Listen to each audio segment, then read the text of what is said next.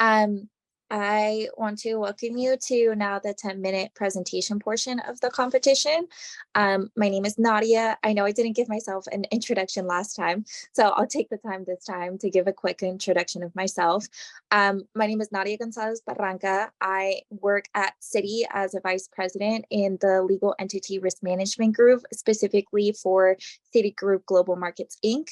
I focus on non-financial products, in specifics, swaps, derivatives, and handle all governance for the entity in addition to the regulatory aspects of the entity as well. So that's a little background on myself. I believe that the first group for today in the 10 minutes will be Keep It Cycling Consultants, Fast and Furious, or Fast Furious Predatory Fashion. Perfect. I would love to just quickly, if you can give me an introduction of who will be presenting, that would be great. So. Okay, well, good evening, good morning, good afternoon.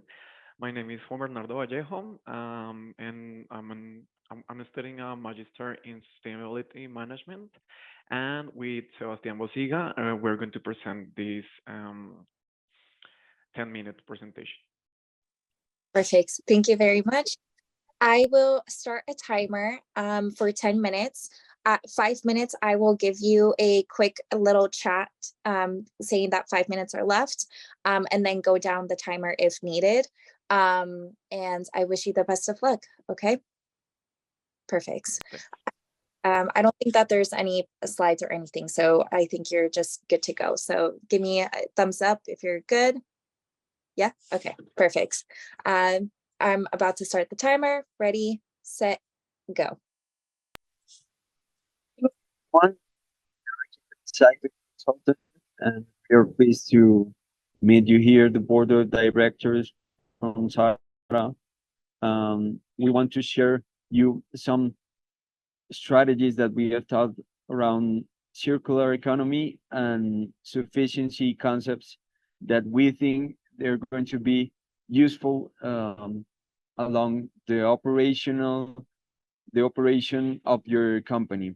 So first of all, we have to understand what is it about the fast fashion industry and what opportunities do you have, not just with the business model that you have right now, but including these aspects regarding sustainability with different opportunities, not only in social, but in environmental facts. So and a principal element that you have to take into account is the ethical aspect during all the operation of the industry. It is important because it is going to change your mindset about what is good and what is wrong, and you have to keep it moving forward and different actors that are messing around your business and understand how they can help you to transform your mindset and to begin developing circular economy and sufficiency strategy, as we said. So we use some questions about fast fashion to understand the implications of getting deep into this problem. We know that there are many actors around the world, not just the country that produce the clothes, the garments, but the countries that consume, and the role of the consumers is so important because they regulate the purchase, and of course the new distributions and the new collections that are in your stores, they affect in some way the consumption culture and of course the marketing. This is important because we have to understand how through ethics, through legal practices, we can transform the business model that we are doing right now. And it includes the rights from the workers that are abroad the country of the operation. You have to take into account the rights of the consumers to be transparent and to be fair with the products that you're sharing with, and of course being fair with the environment too. It You can find different political frameworks around the world that can help you to guide your strategies and to understand which is the best way you can when how you can adapt this. Sebastian. Okay. So to maybe finish the idea, to address this problematic, we think we need to think about which one are the actors and which one and where is it happens and how can we act in respect of this problematic. Yeah, it's when we are talking about new seasons, new collections, the developed countries, under development countries, and how is the relationship between these two, and the how and why we frenetically consuming and in a linear way of consumption and a traditional business model. For this, or to address this problematic, we have developed uh, like three different solutions, but we are going to summarize it in just one solution, and is the implementation of a sufficiency business model. Because of that, we need to keep in mind what is the context of the world, and need to know that the world got together to change the way we understand, of the way we understood development, and made a call to the nations, businesses, and leaders to elevate their ambition through the different meetings like Paris or the context in the world. That focus is not just only on profit, but it's on creating also benefits in social and environmental um, in ways. And how can we redefine our consumption relationship? But what is sufficiency? Why are we purposing this sufficiency business model? Sufficiency is like a way of consumption, a consumption reduction of goods and services is like living well with less, is redistributing the consumption responsibility, not only the consumer, but in all the entire value chain, from the suppliers to the company itself to the customers. And Sarah must set a new goal that must be to capture economical value while delivering environmental and social benefits. That's we are purposing this model of sufficiency in three different dimensions. The first one is the technological approach. This technological approach is about how can we redesign, or how can we create a new form of design with a life cycle perspective, being efficient with our processes and our products. How can we create different products with different materials, reuse materials, recycling materials, and designing it for extended use, creating services for teaching people to create, or for extended the wearing of the clothes, and when they don't want to wear it more, they can use it in another ways, maybe for their kids, for their pets, or for household in a different bunch of ways that they can take advantage of the garment. The second dimension that we are purposing is the organizational approach.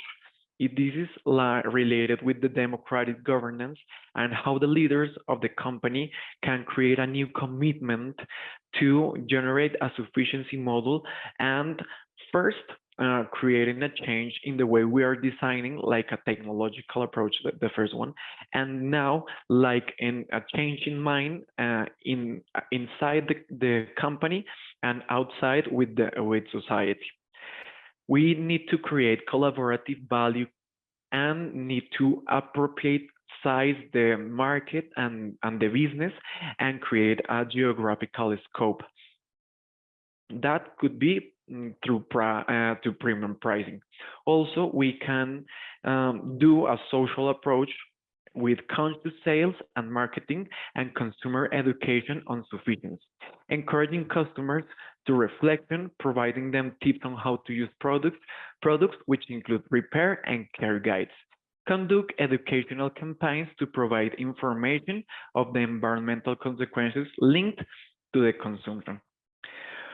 We also think that the most important challenge that SARA has at this moment is the coherence.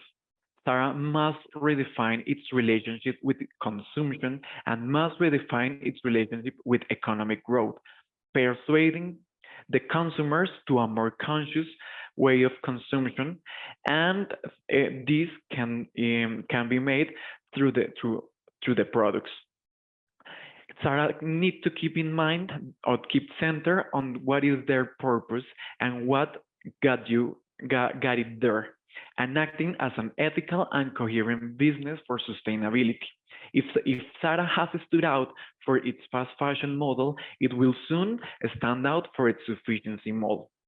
To summarize all the idea, we are proposing to create an ethical and coherent strategy inside SARA's business model through sufficiency, being coherent with environment, optimizing the use of resources and optimizing the waste and emissions, being coherent with social, being social responsible with every bound of our value chain, and you're up, but have hit. So thank you very much. Okay, thank you. Of course.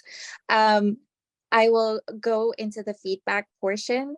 I first want to recognize that there was some difficulty with the Zoom, but I want to say that you handled it, both of you handled it very well, in the sense that when the things went downhill, Juan, you came in and saved the day. And Bosiga, I'm sorry I hope that's the correct way of saying your name. You let him finish, and I think that strategy is like very clean. So I just wanted to take the moment to like recognize that, because I know that could be very difficult to handle. Overall, I do want to say that I liked how you identified the issue and did a deep dive of that, but then you hit on some points that were really important, in the sense of the new trend of keeping things more minimal.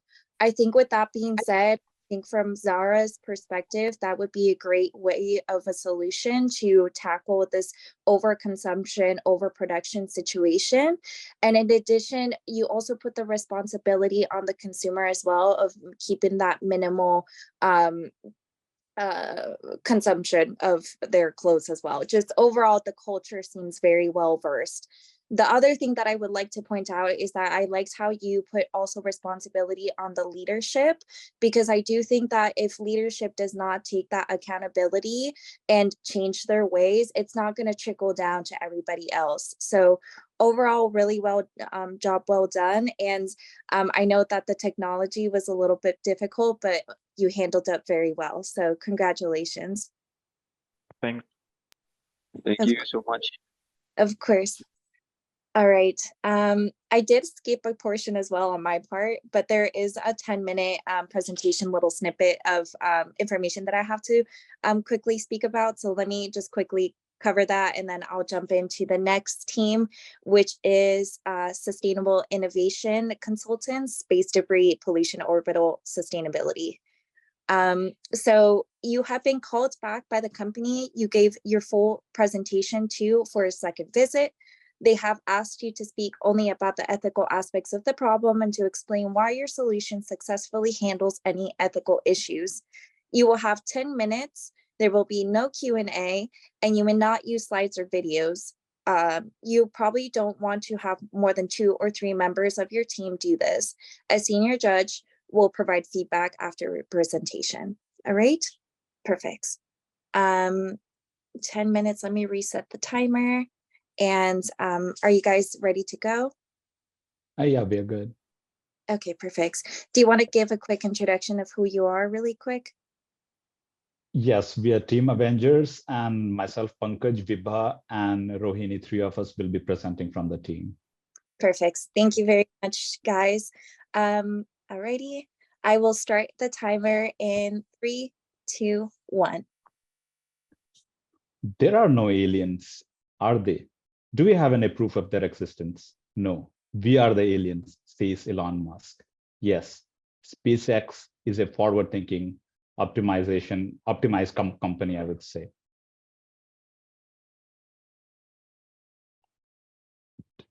It is a company that is to revolutionize space technology and make humans accessible to the planets beyond the Earth.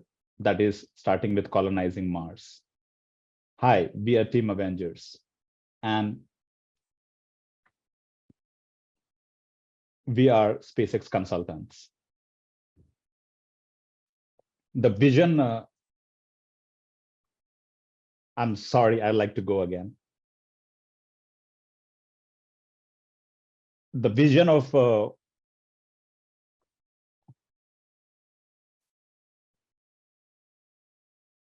continuing with that, space is a common resource. This is a principle enshrined in the Outer Space Treaty. It asserts that space is a shared heritage, humanity, and should be used for everyone's benefit. However, the creation of space debris can be seen as a breach of this principle, and it restricts the ability of other entities to use space safely and effectively. This is where the ethical dilemma arises. Think about it in this way. Space is like a shared backyard. We all use it, and we all have to take care of it. But right now, there's a lot of junk floating around up there. This junk isn't just harmless, it's a danger to the stuff we rely on, like for weather forecasts or communication services. Plus, it also puts astronauts at risk. Imagine if you are in your car and you had to dodge flying debris every time you drove. That's what it's like for the spacecrafts up there. In response to these challenges, our solutions address the moral issues at hand and propose measures such as the post-mission disposable systems, which demonstrate accountability by ensuring our satellites don't contribute to the debris accumulation. Another one is the collision avoidance maneuvering systems, which demonstrate prioritizing safety, protection for astronauts, and the space infrastructure. The sustainable satellite design systems promote environmental stewardship, reducing the debris generation. The data sharing and traffic management systems foster collaboration and transparency, promoting the common good and equitable access to orbital resources. These solutions clearly align with the principles of harm prevention, sustainability, and moral responsibility. Just as you would work to keep your neighborhoods clean and safe, we must also do that same for the space. Our approach not only safeguards vital services and protects those exploring beyond our atmosphere, but also contributes to other goals, such as the climate action and global partnerships for sustainable development. At the core of our mission lies a recognition of significant impact of our actions on space safety and sustainability.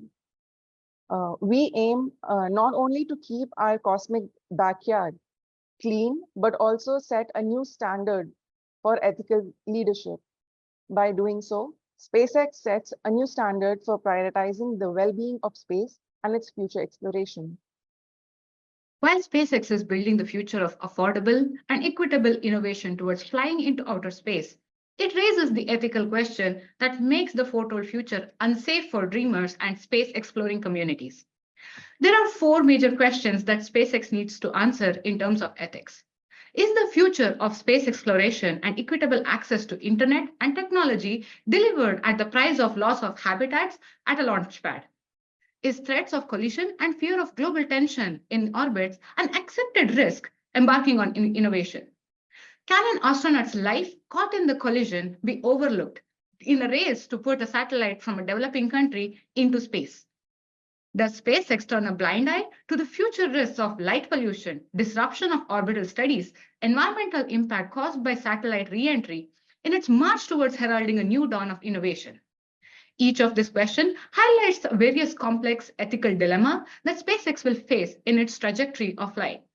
As a business with a mission involving people, it it's a moral obligation for SpaceX to not just avoid causing harm, but also actively mitigate the potential of the harm being caused.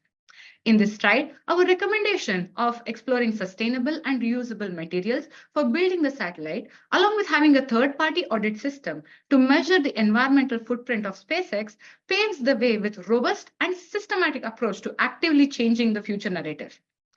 For SpaceX, it's not about making space accessible and feasible. It's all about making space venture ethical and safe for the future to come. Thank you. Perfect. Alrighty. Well, thank you very much for your presentation. Very job well done. I want to first say that I really did enjoy learning about the overall environment of it, like the overall scope of the issue. I think you identified the issues really well, and more than anything, for a very complex issue, I think you used very human words to describe the issue and the solutions. For someone like me who is not very science versed, I really appreciated that because I was able to follow along with the presentation. I specifically really did also like that third-party audit. I think that would be a very realistic way of keeping the company accountable for the situation. And I think it's a reasonable solution to part of the problem. Also, I would also like to recognize that the overall flow between the team was really good. I know that there were some nerves, and of course, I don't blame you at all. You have put so much work into this, but nonetheless, it was very well done. So I appreciate your presentation for today. Thank you, Nadia. Of course. All right, let me move on to the next team. We have GreenCycle Innovations. Yes. Okay, perfect. Let me quickly reset the timer. You want to do a quick introduction of yourselves? Yes, so from our team, there are two people as of now. My name is Udit Gupta. I'm a freshly graduated MBA student from XLRI-Xavier, and looking forward towards this session. I have with me my colleague Krishna Kashyap. Hello, ma'am. Myself, Krishna Kashyap. All right, shall we start? Yep. I will start the timer in 3, 2, 1. All right. Good evening, speakers and fellow colleagues. Today I stand before you with a heart full of conviction and a spirit ablaze with passion. As the torchbearer for GreenCycle Innovation Limited, I carry with me not just the vision of the company, but the hopes and dreams of countless individuals who have been marginalized and forgotten by the society. Yes, I'm talking about all the Ragpickers in India. The work we do at GreenCycle isn't just about turning a profit or meeting our targets. It's about touching lives. It's about igniting a change at the very core of our being. It's about recognizing the inherent dignity and worth of every human soul, regardless of their station in life. When I think of the Ragpickers who toil tirelessly in the shadows of our cities, my heart aches with sorrow and admiration.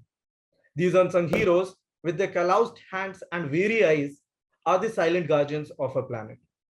They sift through mountains of waste, not for glory or recognition, but out of sheer necessity. And yet, their invaluable contribution often goes unnoticed. Their voices drowned out by the cacophony of modern life. But at GreenCycle, we refuse to let their voices remain unheard.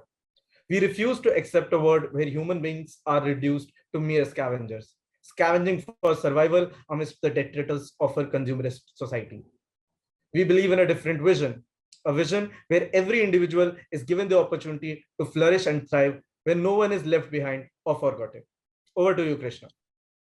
Yes, to take it forward, what we intend to do for our company is that we try to get into the public, private, and civil society partnerships, and we try to forge relationships for training these particular Ragpickers and try to integrate them into the formal economy. So what we intend to do is the cascaded training. In cascaded training, we give training on the waste source segregation, as well as home composting and different kind of composting methods where waste can be used as manure, and also it can be recycled. We also train the Ragpickers on extended producer responsibility mechanism, wherein how we can train these rag pickers to sell the particular waste that is generated in panchayats. Panchayats are the small provinces in the government in India. So where the waste, the waste which is generated at the households is sent to the panchayats, and the panchayats, from panchayats, they will be selling it to the vendors. So in this particular waste management ecosystem, the rag pickers will be the most important catalyst in ensuring that the waste which is generated at the household level is definitely recycled as well as used as a compost. So in this particular aspect, the company ensures its emphasis on enhancing the dignity of the rag pickers by formally inducting them into the regulatory system of waste, wherein the rag pickers will be provided formal employment.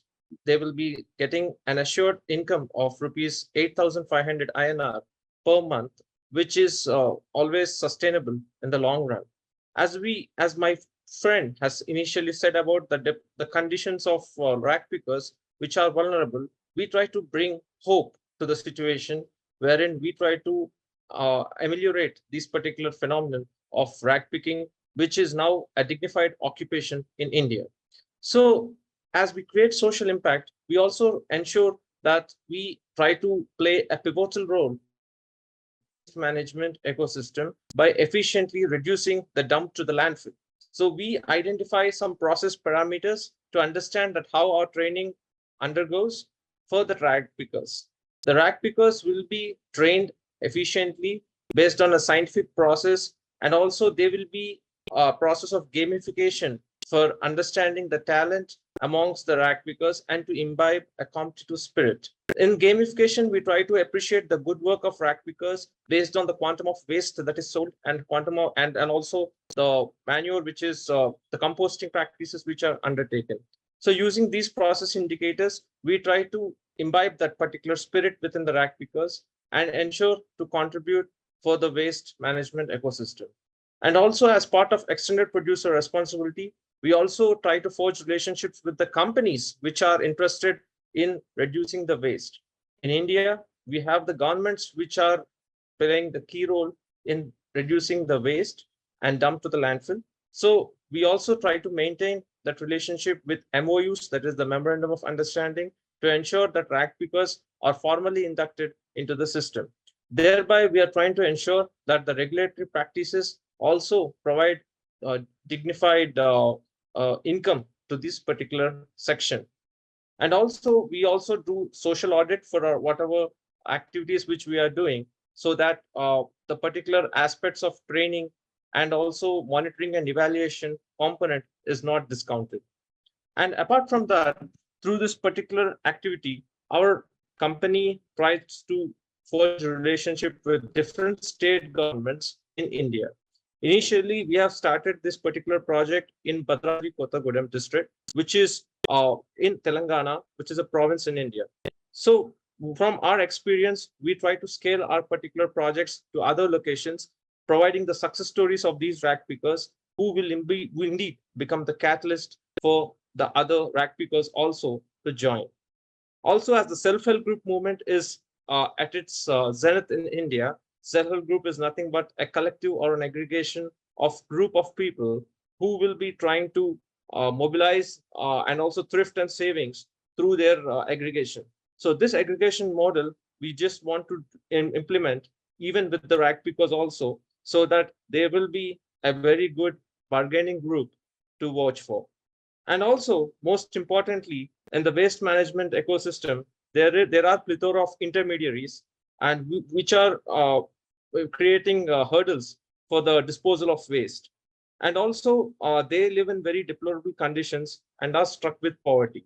So the idea is to reduce this particular intermediary in this particular waste management ecosystem, and also to bring a direct sale of waste from panchayats to the vendors. So likewise, we try to bring a win-win situation wherein salaries will be provided to the rag pickers, as well as the waste generated at the panchayat will be sold and recycled. So likewise, we are looking for a green future as well as the green planet, and our company will strive to work upon it. Thank you. I'll just conclude. our commitment to ethical practices extends beyond more than lip service. We operate with transparency and integrity, ensuring that our supply chains are free from exploitation and our business practices uphold the highest standards of fairness and accountability. This means paying fair wages, like my friend said, providing safe working conditions, which is a sort of a mandatory condition, and fostering a culture of respect and dignity, which generally people lack here when you see with respect to the Ragpickers. But our ethical journey does not end there. We're also dedicated to fostering a culture of environmental stewardship and social responsibility within our organization and beyond. Through education and advocacy, we're raising awareness about the importance of waste management, sustainable consumption, and the rights of informal workers. We're not just in the business of recycling materials. We are also recycling hope, dignity, and opportunity. Let me reiterate that a commitment to ethics isn't just a matter of corporate policy, it's a moral imperative. By bringing Ragpickers into the formal economy, we're not only improving their lives, but also building a more just and sustainable world for future generations. Together, let's continue to strive for a future where no one is left behind and where every individual has the opportunity to thrive. Thank you. Thank you. Perfect. Thank you so much. Let me tell you, that was incredible. I think that you tackled so many different components of the ethical issue, and overall, I can hear how much this issue means to you, which I think really harnesses an overall like rampart of like me wanting to do something about it. There was a good amount of persuasiveness in there that I think was a very strong suit for it. I also really appreciated how you did the full scope of the issue. I could not think of any other additional issues that you could tackle. I think, again, very well done on that part. And I think like I want to say that you're tackling a group of people that I think are not seen. And so for this issue, to give such a beacon of hope for them, like this is amazing and incredible. So very job well done. The only thing I would say is just with slowing down just a little bit, because I think like the complexity of the issue is a lot, but overall, like it did not mean that I did not capture what you guys were trying to say and what the message was. Overall, incredible job. So thank you so much for your time. Thank you for letting us speak. Thank you. Of course. Thank you. Alrighty, let's move on to the next one, which is Mind Your Manners.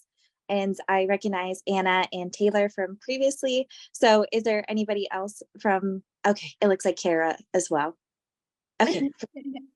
Do you want to give a quick introduction of your team really quick? Sure. I'm Anna Bruce Perilla, and I am with Taylor Ball, Kara Gervey, and we are with 1870 Consulting. Perfect. Awesome. Then let me reset the timer really quick. Again, 10 minutes. Like with the previous teams, I'll give you a little message in the chat, meaning 5 minutes and 3 minutes and then a minute left. Alrighty? Awesome. Thank you. Of course. Ready? I'll start the timer now. Hello, my name is Anna Briggs Perilla, joined by Taylor Ball and Kara Gervey, and we're with 1870 Consulting, a firm that guides companies on how to lead for good. Thank you to Meta's Board of Directors for inviting us back to present to you today. In light of escalating apprehensions surrounding the influence of social media on adolescent mental health, Meta, you are facing heightened scrutiny due to recent legal developments. With over 40 states initiating legal proceedings against you, intensifying allegations concerning harm inflicted upon youth and their well-being. Central to these lawsuits are accusations of Meta's alleged breaches of Children's Online Privacy Protection Act, citing the deliberate collection of data from minors without proper consent. One line from the complaint resonates deeply. Meta has harnessed powerful and unprecedented technologies to entice, engage, and ensnare youth and teens. Its motive is profit. This statement strikes at the heart of the issue. Regrettably, Meta, you are not an outlier in this regard. Major social media corporations are driven by an advertisers' revenue business model and make decisions that prioritize profits over well-being. Today, we know that social media has been meticulously engineered to captivate users' attention, which often exploits psychological vulnerabilities, leveraging our innate desire for validation and fear of rejection. New research indicates that Black and Hispanic teens are significantly more likely than their white counterparts to report being online almost constantly, regardless of their household income. Critics may argue that excessive social media use is a personal choice and not solely attributed to the platform design. However, we would recommend Meta implements an age-based advertising and data mining restrictions to users under 18. There is a growing demand for mental health friendly platforms, and we believe that this change will position Meta for future financial growth. Meta can become the leading social media platform that values its users. This will encourage lifelong members and at the same time would preempt any future legislative regulations. According to the publications developed by the United Nations Sustainable Development Goals, most experts and ordinary people around the world would agree that well-being requires meeting various human needs, such as feelings of good health, and as well as the ability to pursue one's goals and thrive and feel satisfied in life. Meta, we need to distinguish between well-being of today and well-being of tomorrow. Our platform puts the emphasis on building community. That's part of our mission. Yet the foundation of community is the individual. Your success is contingent on long-term success of our community, which is dependent on the individual person. According to the World Health Organization, the consequences of failing to address adolescent mental health conditions extend into adulthood, impairing both physical and mental health, limiting opportunities to fulfilling our lives. I'm going to pass it off to Taylor Ball. Thanks, Anna. The Pew Research Center survey's findings underscore the ubiquity of social media use among teenagers, revealing that intensive usage transcends social economical boundaries. Regardless of household earnings, most teenagers exhibit heavy reliance on social media platforms. Beneath the surface of digital connectivity lies a darker truth, one illuminated by UNICEF's sobering insights into the detrimental effects of excessive social media consumption. The passive consumption of social media content, mindlessly scrolling through posts, has been linked to a myriad of mental health concerns, including feelings of envy, inadequacy, and diminished life satisfaction. Moreover, emerging research suggests a potential correlation between excessive social media use and symptoms of ADHD, depression, anxiety, and sleep deprivation. As depression rates surge globally, with half of mental illnesses manifesting by age 14, the urgency to probe further into these potential issues become increasingly evident. One might object that Meta is not solely responsible for this surge of social media use, as other major social media corporations also prioritize profits. But we believe to safeguard the long-term financial sustainability of the organization, Meta should recognize that their platforms may be contributing to harmful mental health outcomes among young users, including those from historically marginalized communities, which is unintentionally predatory in nature. There is an ethical obligation to address these negative impacts to ensure the well-being of users. Another point to consider is the advertisement-driven model of Meta, which encourages an increase in user engagement and prolonged screen time to maximize revenue. As Anna mentioned, the Meta learning algorithm has been engineered to captivate users' attention, allegedly violating the Children's Online Privacy Protection Act by collecting data on children without proper consent. This proprietary system developed by Meta was intended to improve various aspects of Facebook and Instagram platforms, to include better content recommendation, ad targeting, and user experience personalization. Consequently, gathering this user's data and ethnographic information to tailor advertisements and content of interest exacerbates issues like addiction and mental health challenges. Skeptics might contend that regulating social media platforms stifles innovation and infringes on free speech. Yet we believe in the recent legal actions against Meta serve as a call to action. They remind us that the status quo is not immutable. It is time to demand more ethical and privacy respecting social media experience, one that prioritizes the well-being of our users, particularly the next generations.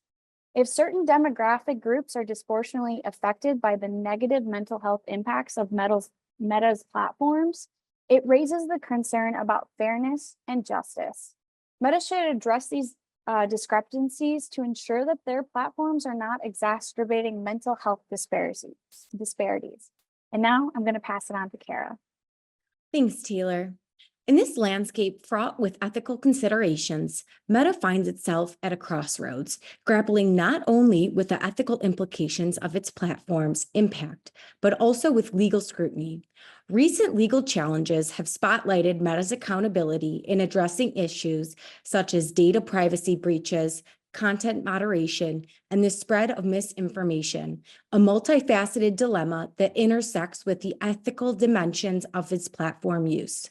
Critics may argue that users should exercise personal responsibility and moderation in their social media use. However, if minors are using Meta's platforms without fully understanding the potential negative consequences for their mental health, Meta has a responsibility to provide transparent information about these risks and take steps to mitigate them.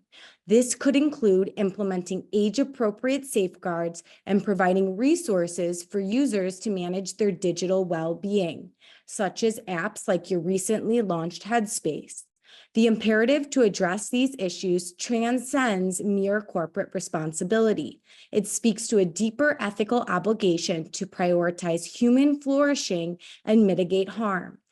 As discussions surrounding the ethical dimensions of social media use continue to unfold, Meta faces a pivotal challenge, one that demands transparency and decisive action to safeguard the mental health of its users, particularly the youth.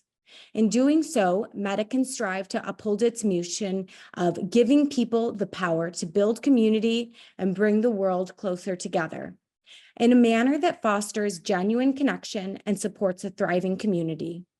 Meta should be concerned with ending the negative mental health outcomes associated with their platforms due to considerations of human well-being, harm reduction, equality and justice, informed consent, and social responsibility.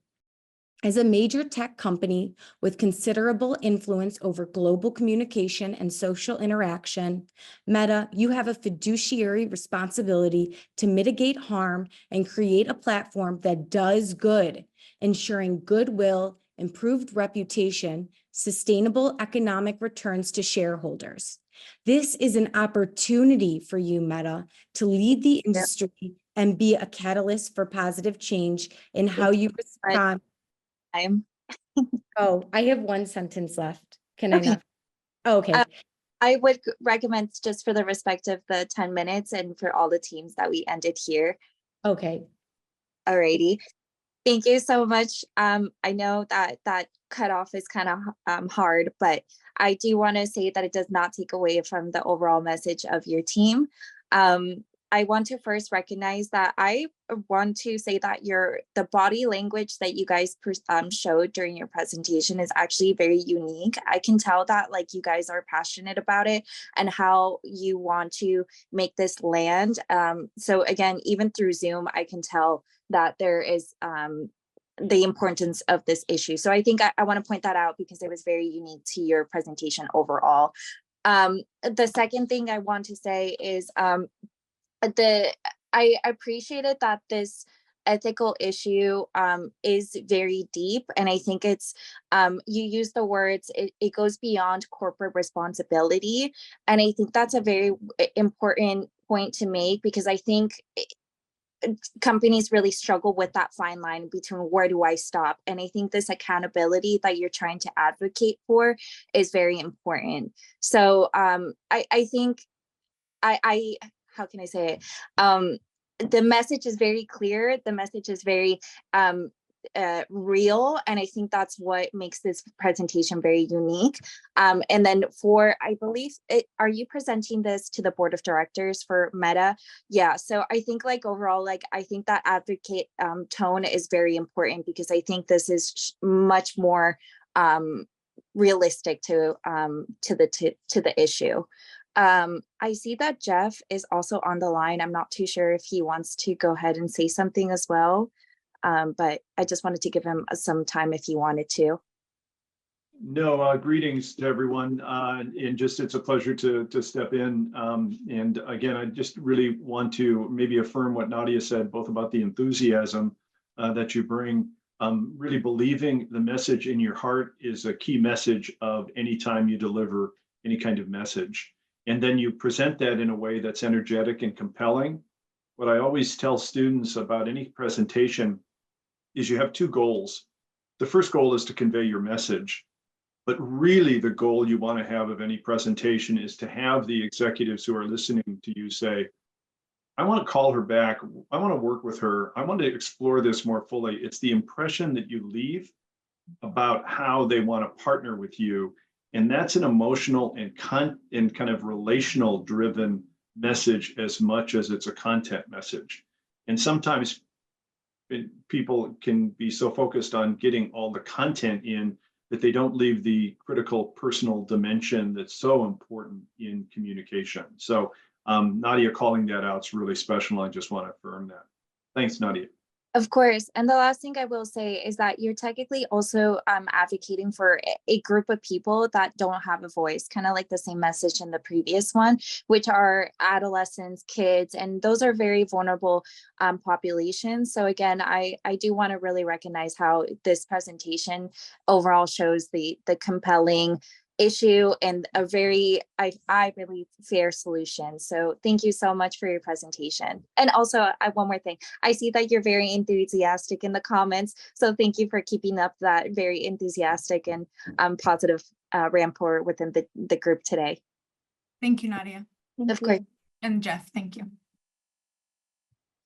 Alrighty, the last team, but certainly not the, I'm very excited for you guys as well. We have Harvest Hope Consultancy. Okay, perfect. And is it just the two of you for today? Yeah. Oh, okay, one more. Perfect. Do you want to give a quick introduction of yourselves? Yes. Hello, everyone. As you may know, we are Hope Harvest Consultancy Group, and I, Ali Barwan Nejad, with Hasti Mirati and Ghazal Ghorwani, will present this presentation to you. Okay, perfect. Thank you very much. Let me quickly reset the timer. And I'll do the 3, 2, 1, go, and then you'll start. Similar to the other teams, I'll make sure to keep time and give you a heads up as we near the end of the time. All right? Okay, cool. Ready, set, 3, 2, 1, start.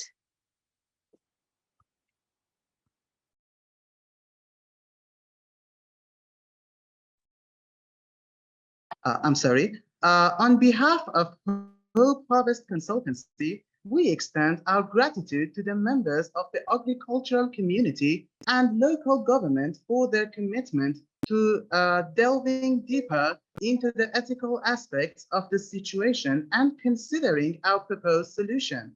We aim to present our solution for achieving better results within the framework of ethics, particularly emphasizing the importance of ethical practices in the agricultural business. Our point of view is based on the consequences of farmers and government actions in the agricultural industry. The consequences which maximize utility and lead to greater outcomes for farmers and the community while minimize harm towards the environment and rural society. We observe some unethical deeds by farmers in Palavarjan County of southeastern historical Isfahan province in Iran. Some farmers in this area often prioritize their individual interests over societal and their fellow farmers' interests without considering its consequences, leading to actions that ultimately harm their own long-term profits. And these detrimental actions include the indiscriminate use of water resources through water well extraction. They do not invest in modern irrigation systems. Instead of using their water resources properly, they dig new unauthorized wells, which leads to fines, and they dry up wells that irrigated their forefathers' lands. The average water extraction per ton of wheat from wells they extracted from is about 1,400 cubic meters. However, they consume a staggering 3,400 cubic meters, nearly triple the average. Some of them even go further and put the community's life at stake by applying illegal and low-quality pesticides and insecticides like DDT and fenvalerate, and neglecting proper harvest timing after pesticide application. Additionally, they convert agricultural land into residential area, which causes unemployment in this country. Such behaviors stem from financial burdens, disregarding the damage inflicted upon the land and their own business reputation, favoring short-term gains over sustainable long-term profits. These unethical practices are deeply rooted in the lack of suitable agricultural technologies, trapping farmers in poverty, where survival becomes paramount and overshadowing concerns for personal and business prosperity. Even local experts, eyeing short-term success in urban settings, migrate from agriculture-deprived areas, compounding this issue. Additionally, information disparities among farmers limits long-term planning, forcing decisions based only on immediate needs. Government pressure due to mandatory pricing exacerbates the situation, leaving farmers unsupported and reinforcing selfish tendencies. Many government representatives had to suppress prices and even prohibit their sale to anyone but themselves to ensure affordability for the whole populace. They were aware that this action would further push down farmers' socioeconomic status and worsen their financial situation. As we explore the complex ethical challenges within the agricultural sector, it becomes clear that a revolutionary change is necessary to effectively tackle these issues. This is where the concept of agricultural cooperatives shines as a beacon of hope and presents a sustainable pathway out of the ethical dilemmas that have troubled our farming communities for so long. Through our journey into the world of agricultural cooperatives, we'll discover how this forward-thinking model not only addresses the ethical challenges at hand, but also paves the way for a collaborative future. Here, farmers and the government unite to cultivate an ethical, thriving agricultural environment.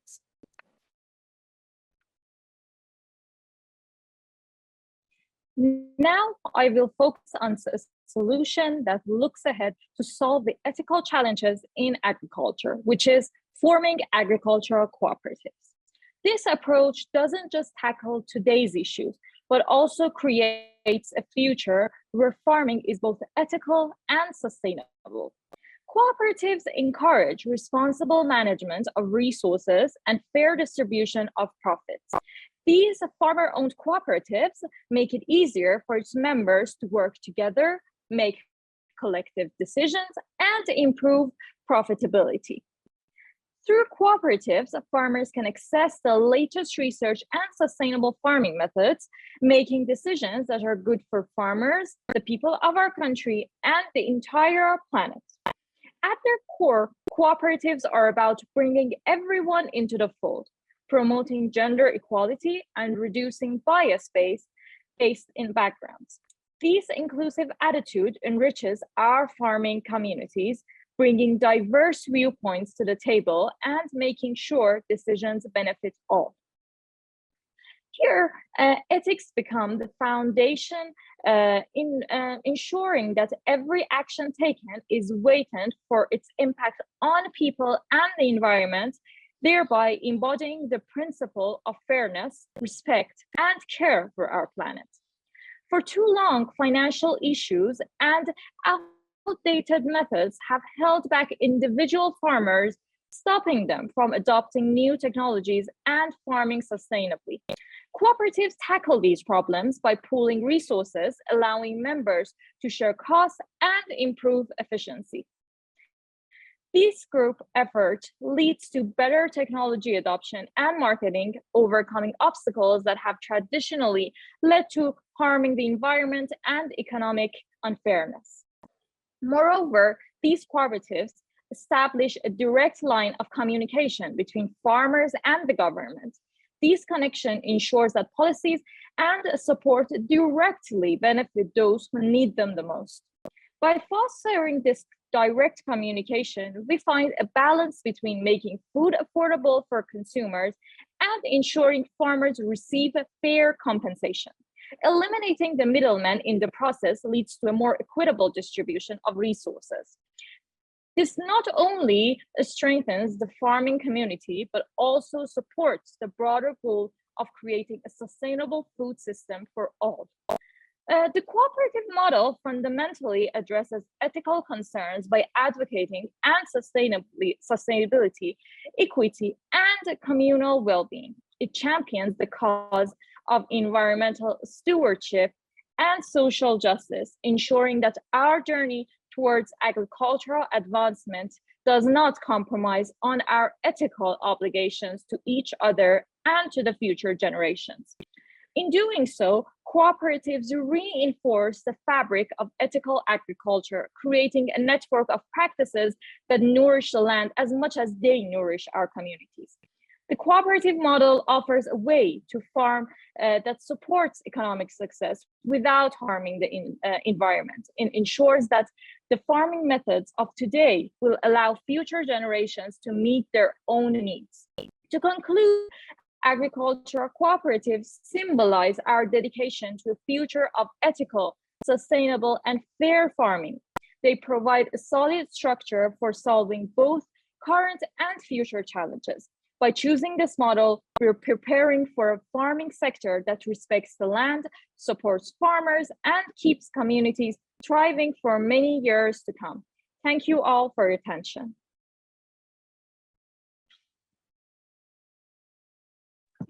Perfect. Thank you so much. I'm going to have to apologize for the sound in the back in case you hear it. I have some construction going on in the at my house. But I want to thank you for the presentation, first of all.